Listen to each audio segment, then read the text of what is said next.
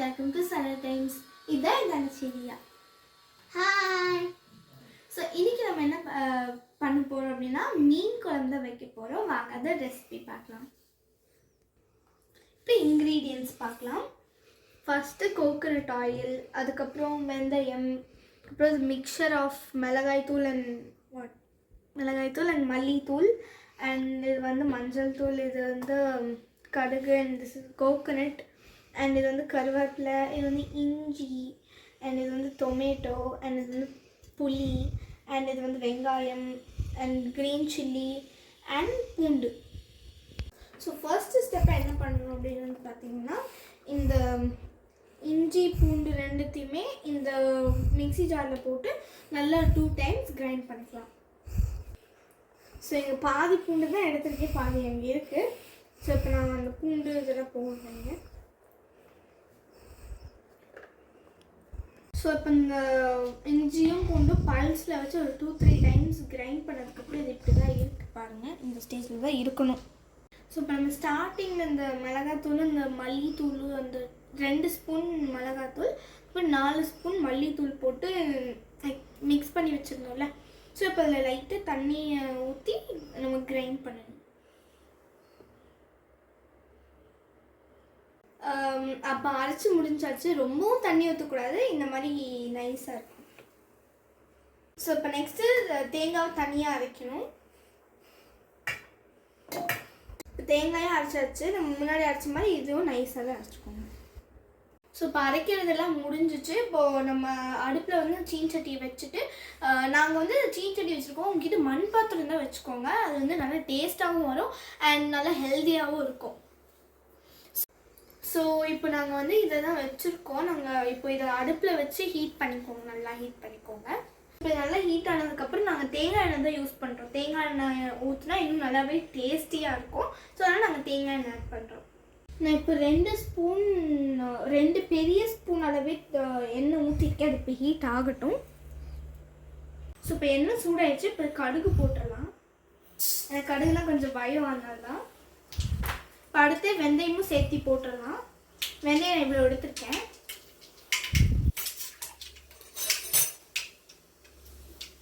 So இப்போ நம்ம இஞ்சி பூண்டு அரைச்சி வச்சுருந்தோம்ல, அதையும் சேர்த்தி போட்டுடலாம் ரைஸ். நல்லா மிக்ஸ் பண்ணிக்கலாம்.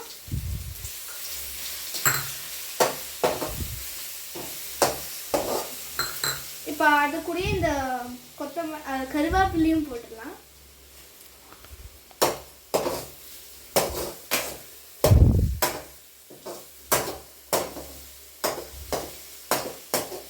ஸோ இப்போ இந்த பச்சை வாசனையெல்லாம் போயிடுச்சு. இப்போ நம்ம இது கூடயே இந்த சின்ன வெங்காயமும் பச்சை மிளகாவும் ஆட் பண்ணிடலாம்.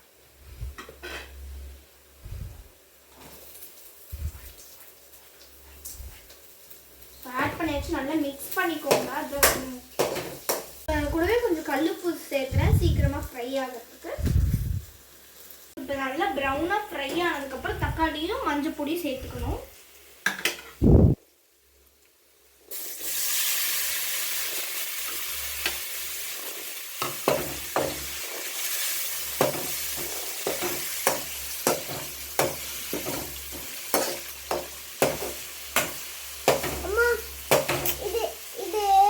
இப்போ மஞ்சள் பொடியும் கொஞ்சம் சேர்த்துக்கணும், அது சேர்த்துக்கலாம். நான் சேர்த்ததுக்கப்புறம் நல்லா மிக்ஸ் பண்ணி எடுத்துக்கிறேன். எல்லா இடத்துலையும் ஈவனாக மஞ்சள் பொடி ஸ்ப்ரெட் ஆகணும், அதனால் ஈவனாக மிக்ஸ் பண்ணி எடுத்துக்கிறேன். இப்போ நல்லா ஃப்ரை ஆகிடுச்சு. இப்போ நம்ம இந்த மிளகா பொடியை சேர்க்க போகிறோம். அதுக்கு முன்னாடி இதை நம்ம போட்டு வதக்கிறதுக்கு முன்னே கொஞ்சம் எண்ணெய் சேர்த்துக்கணும். இது இந்த எண்ணெய் பிரிஞ்சு, இந்த மிளகாதுலேருந்து எண்ணெய் பிரிஞ்சு வர வரைக்கும் நம்ம வதக்கணும். அப்போ தான் நம்மளுக்கு நல்லா டேஸ்ட் இருக்கும்.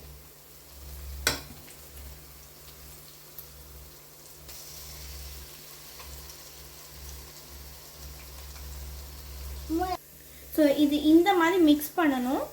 இப்போ எண்ணெய் பிரியிற வரைக்கும் இந்த மாதிரி மிக்ஸ் பண்ணிக்கிட்டே இருக்கணும். எண்ணெய் பிரிஞ்சு வந்தால் தான் நம்மளுக்கு டேஸ்ட் இருக்கும். இப்போ நல்லா மிக்ஸ் ஆகிடும். இது நல்லா மிக்ஸ் பண்ணிட்டோம். தெரியுதா உங்களுக்கு இந்த மாதிரி எண்ணெய் வர்றது? ஸோ இந்த மாதிரி இந்த ஸ்டேஜில் இருக்கணும். ஸோ இப்போ நம்ம இந்த ஸ்டேஜில் கொஞ்சம் தண்ணி இது கூட ஆட் பண்ணிக்கணும். தண்ணி ஆட் பண்ணியாச்சு. இந்த ஸ்டேஜ் வர வரைக்கும் நல்லா மிக்ஸ் பண்ணி எடுத்துக்கோங்க. ஸோ இந்த மாதிரி இல்லை, இன்னும் கொஞ்சம் கொதிக்கணும். அதுக்கப்புறம் நீங்கள் வந்து புளி கரைச்சி வச்சுருக்க தண்ணியை ஆட் பண்ணிக்கணும். ஸோ இப்போ இந்த அளவு கொதிச்சு முடிச்சதுக்கப்புறம் இதில் வந்து புளி தண்ணியை ஆட் பண்ணிக்கலாம்.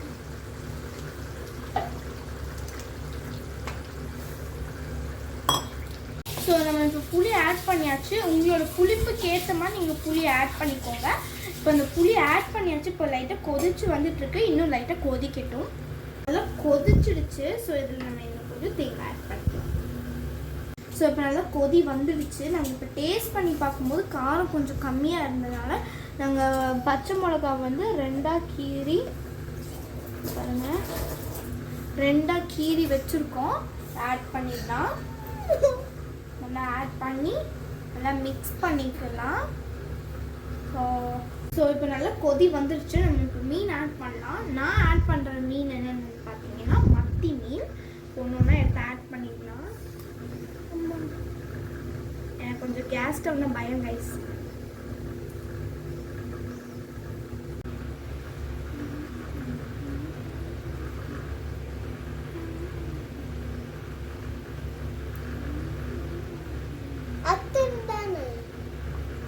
இப்போ நல்லா கொதி வந்துச்சு. நம்ம மீனையும் ஆட் பண்ணிட்டோம். அண்ட் இன்னொரு முக்கியமான விஷயம், மீன் ஆட் பண்ணுறதுக்கு கரண்டி வச்சு மிக்ஸ் பண்ணக்கூடாது. மீன் வந்து உடஞ்சிடும். ஸோ அப்போ டேஸ்ட்டு நம்மளுக்கு சாப்பிடும்போது அது நல்லா இருக்காது. ஸோ அதனால் இது நல்லா கொதிச்சு வந்ததுக்கு நம்ம ஆஃப் பண்ணிக்கலாம். அதோட மீன் குழம்பு முடிஞ்சிச்சு. ஸோ இப்போ நல்லா கொதிச்சிருச்சு. நம்ம இப்போ ஆஃப் பண்ணிடலாம். அண்ட் இன்னொரு ஸ்பெஷல் டிப்பு, இது நல்லா ஆஃப் ஆனதுக்கப்புறமே நம்ம கொஞ்சம் தேங்காய் எண்ணெயும் இந்த கருவேப்பிலையும், ரொம்ப பெருசாக இருந்தால் இந்த இலையை ரெண்டாக கட் பண்ணிக்கோங்க. பெருசாக இல்லைன்னா நீங்கள் இது எப்படியே ஆட் பண்ணிக்கலாம்.